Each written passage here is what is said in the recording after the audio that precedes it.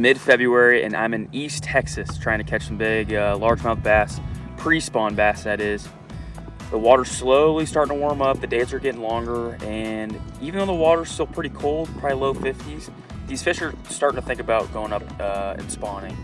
They're getting out of their old winter habits of being on the main lake and main points near the main river, main creek channel, and these fish are starting to slowly wanting to start feeding up and getting ready for the spawn. I'm hoping that a lot of these fish out here are going to be slowly moving up to these secondary points in the backs of these cuts.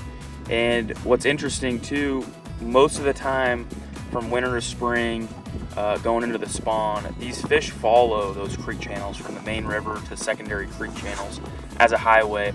And what happens a lot of times is when they follow the bait and they start feeding up before the spawn, they'll just follow the main river or main creek going into the secondary creek channels, and that's where you find them staging up on secondary points before they get in the backs of these cuts to spawn.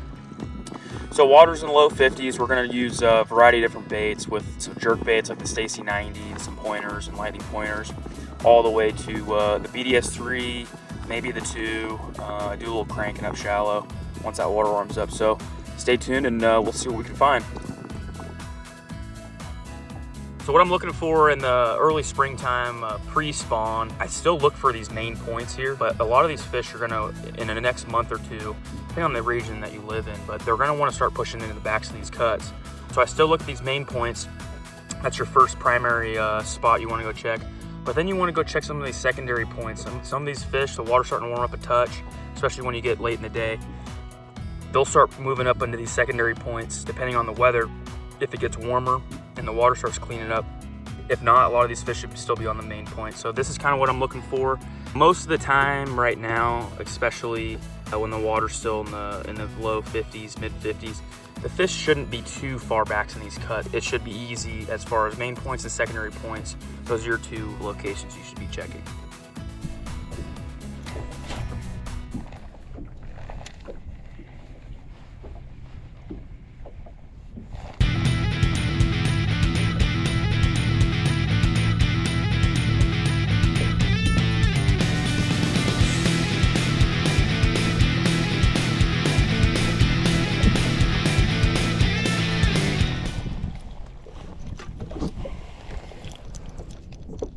Right there. So we've been throwing the jerkbait around quite a bit, and you know, I decided the sun's out and water's slowly starting to warm up, and picked up a small male, probably about 2.5, 3 pounder on the 1.5 DD RS.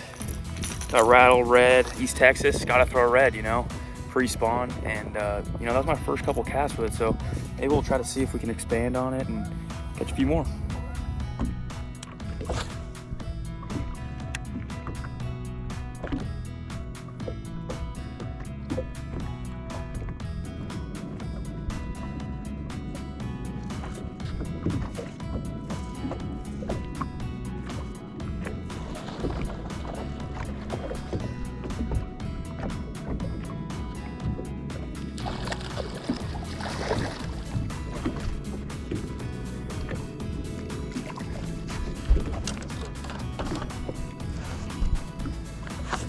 Nice one.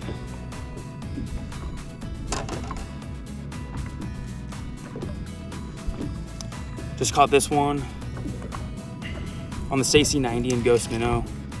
The bite's been a little bit slow, but you know, we're trying to figure out where these fish want to be positioned. We just had a major cold front, but these fish want to move shallow, the water's warming up, and pretty soon that these fish are going to want to start spawning. So we're just targeting main and secondary points with the jerkbait and catching some nice ones.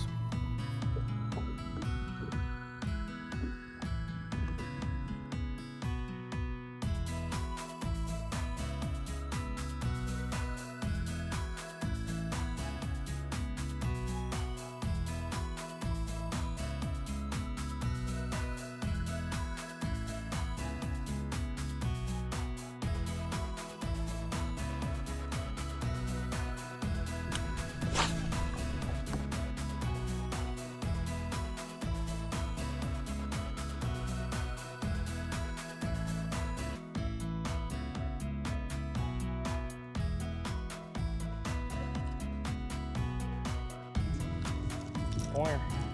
So here we are, we just got back from the lake, and it's full-blown springtime fishing.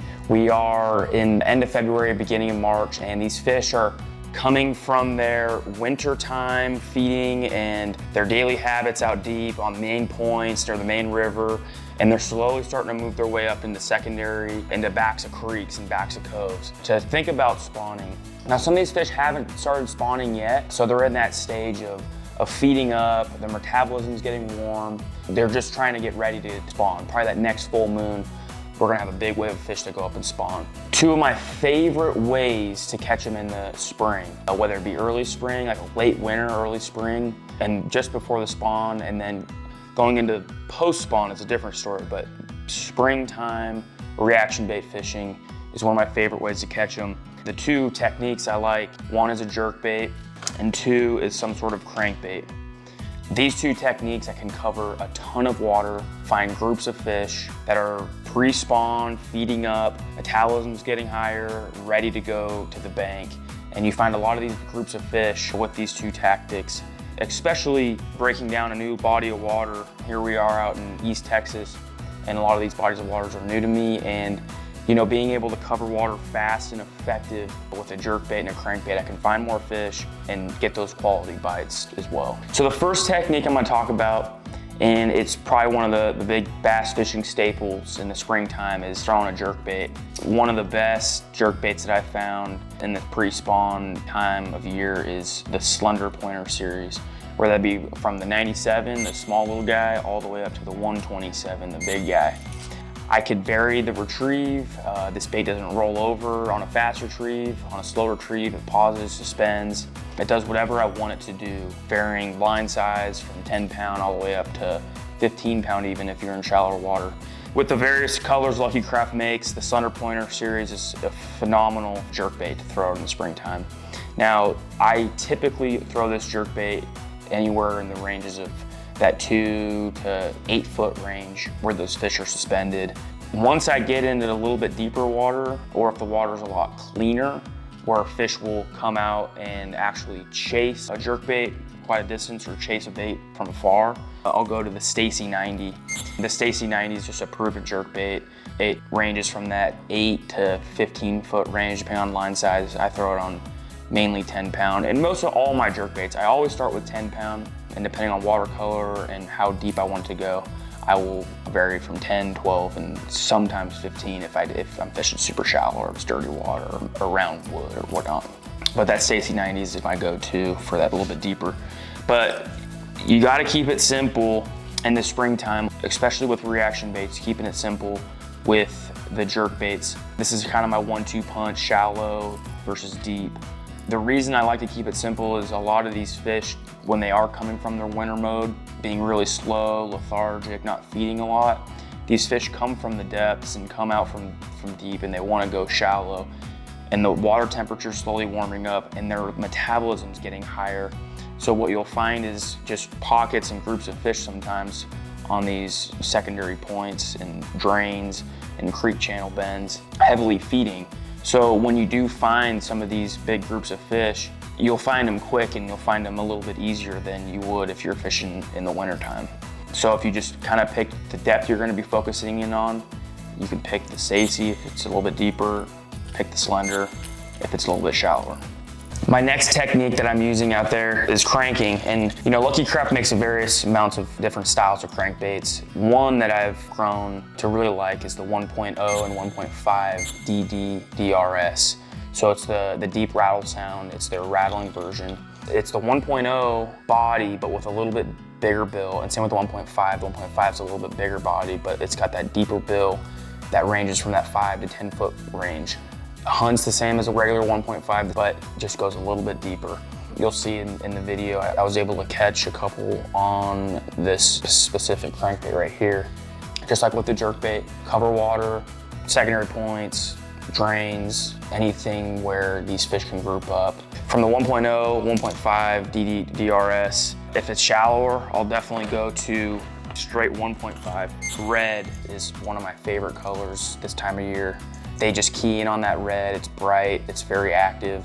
Crawdads are a very high source protein, so we'll actually seek out a lot of crawdads.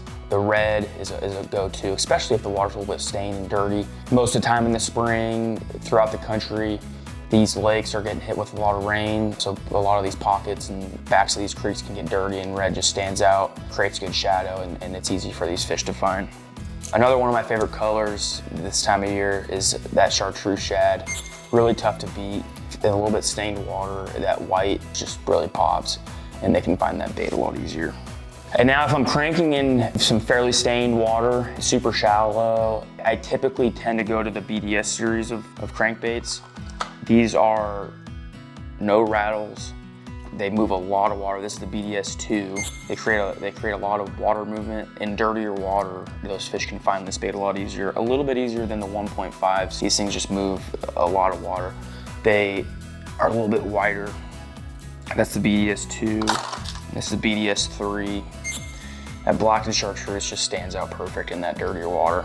And if you're in that dirty, shallow water, there are a lot of small bait fish and fry and whatnot that they're feeding on in the spring. Don't be afraid to go to the BDS 1 there. So with those two tactics, with the crankbait, the different sizes and variations of depth, and same with the jerkbait, my two favorite, like I said before, the Slender series and the Stacy 90. You can attack most lakes in the springtime with these two techniques and find the winning fish for your local tournament, or go out and have fun and catch numbers of fish. With the varieties of colors Lucky Craft makes, you can find something that will fit your watercolor, lake style, and the cover that you want to fish.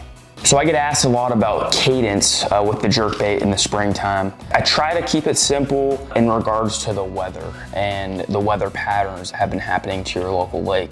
Springtime can be very volatile with the weather. You can go from 75 to 80 degree, nice springtime days where everything's pollinating and it's warm and it's hot. And then the next week, you can turn back around and it can be all snowing and cold, big north wind, and it's not good.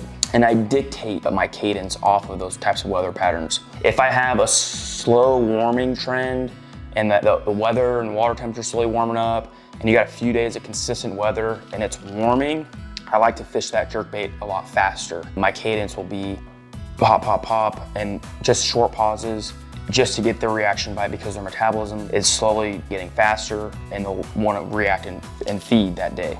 Now, if you have a day that it's north wind, cold, it's very inconsistent weather, I will vary my retrieve and go a little bit slower. I will make it seem like this bait is dying more than it's getting chased like you would in a warming trend. So if it's a cooling trend or very inconsistent weather, I like to fish it a little bit slower, vary my retrieve, and a little bit longer pauses. But if I am in a case where the water is warming, you have consistent weather, and you're on a warming trend, I will fish this bait a little bit faster, less pauses, more erratic. It'll get their attention. And that's kind of where the Slender pointer shines. And same with the regular pointer as well, is being able to fish it super fast and the bait not rolling over. But that's kind of how I judge my cadence for the springtime.